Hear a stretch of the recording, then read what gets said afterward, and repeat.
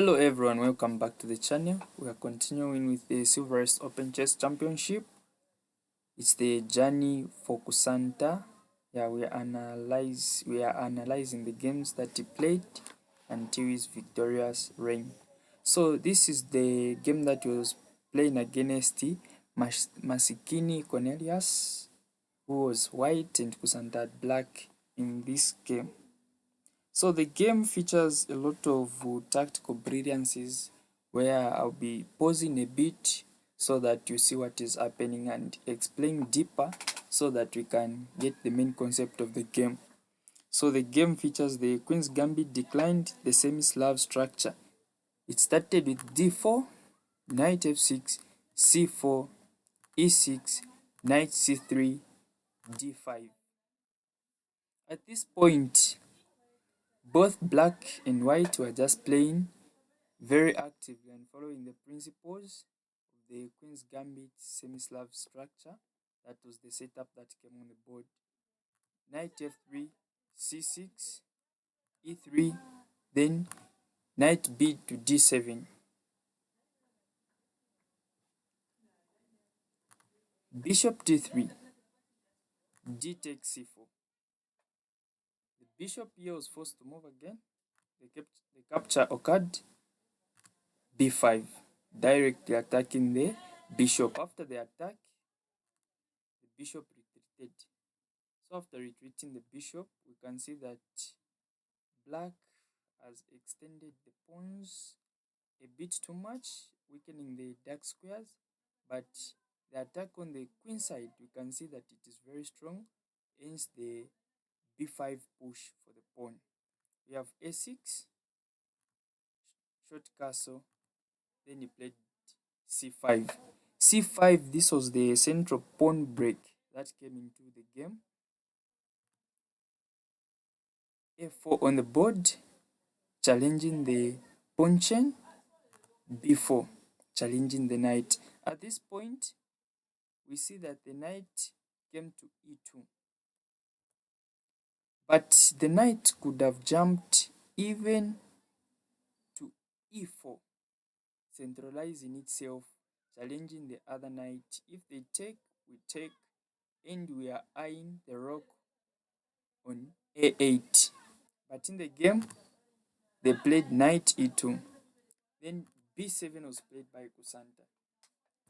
So b7 directly challenged the knight that was on f3.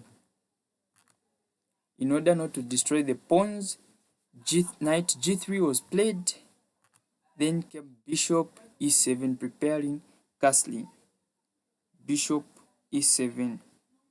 So now we are entering the middle game where the strategies came out.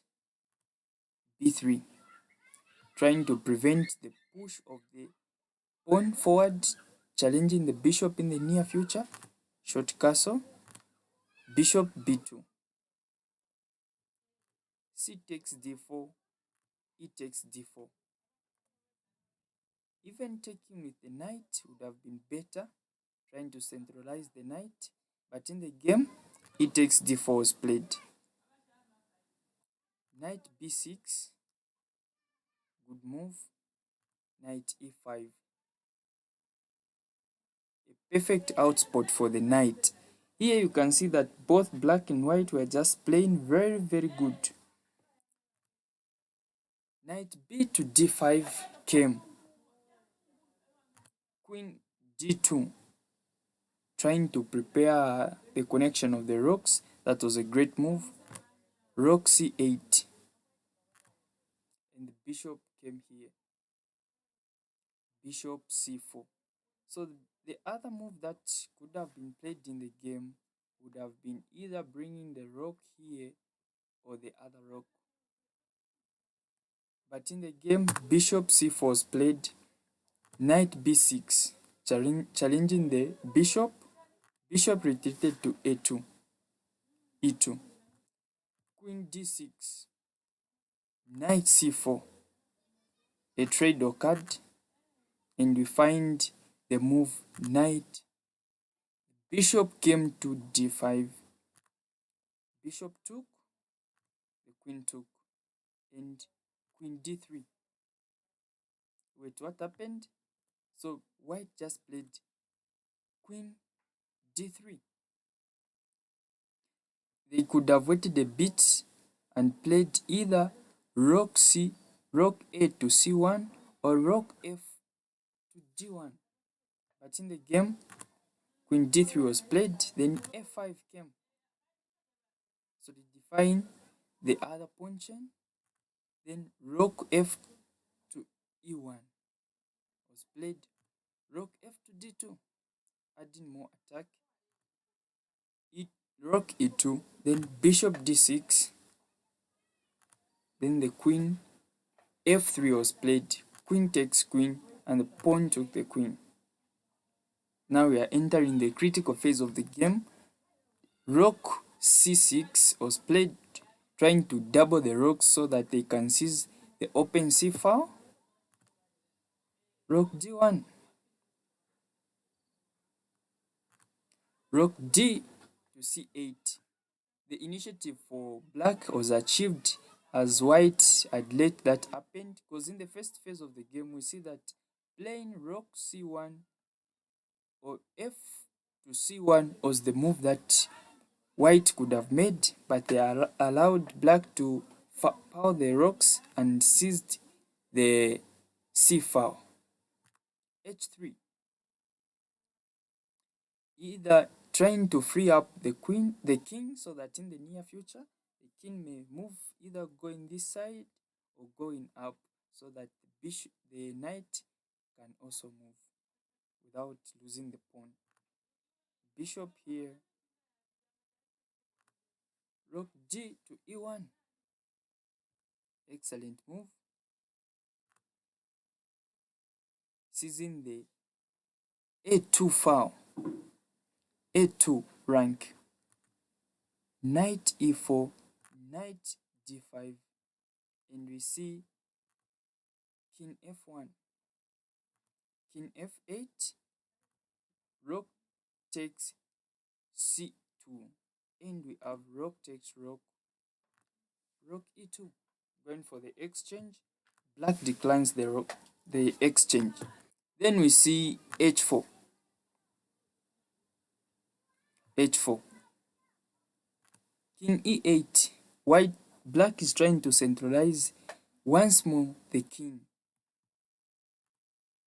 Knight c5, bishop d6, knight d3.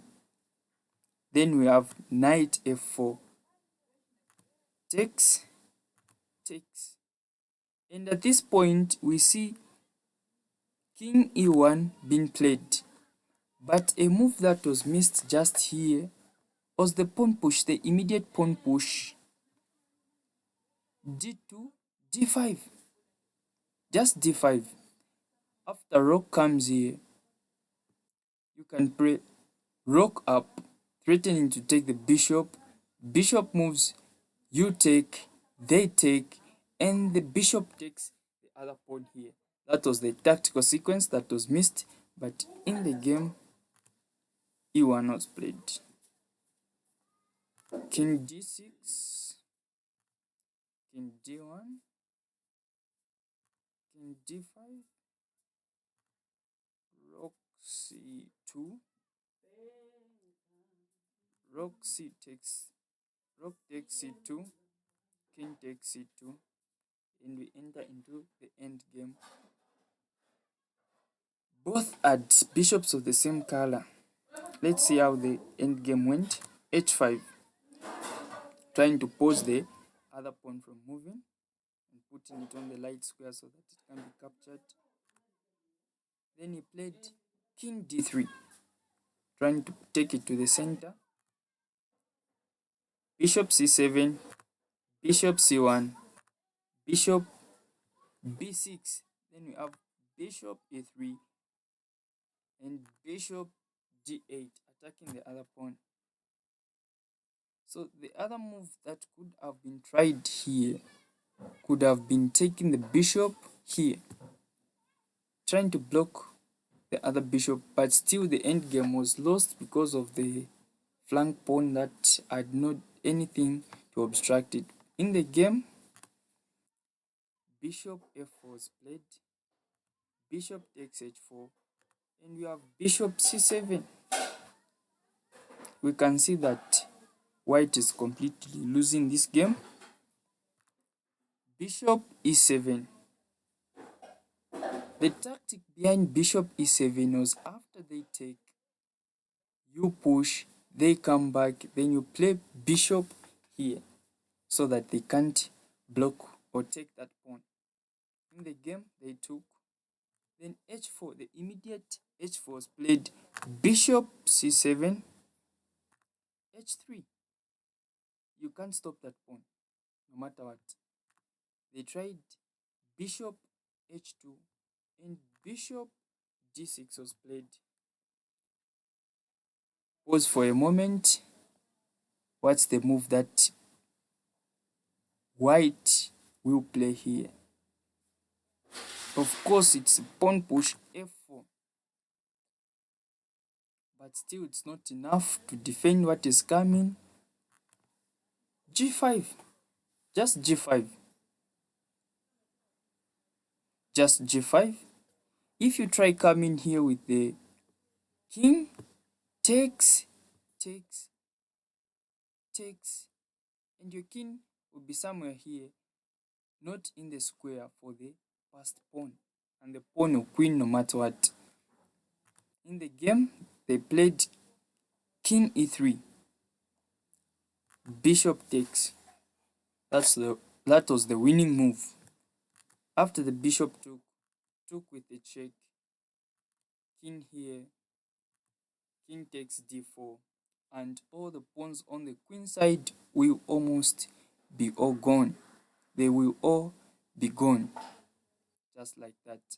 And from here we can see that white resigned the game, but if you see both played actively, we can see that white also had some advantages, but the advantage that I can see in the game that white nearly missed was the pawn push, pawn to g5. This was a game changer, but in the game it wasn't played, and the results outstood as Makanga Kusanta continued to dominate the open section. So this was the game that I had for you for today. Until next time, let's not forget to follow and subscribe so that as soon as I drop new videos, you may be updated on what is happening.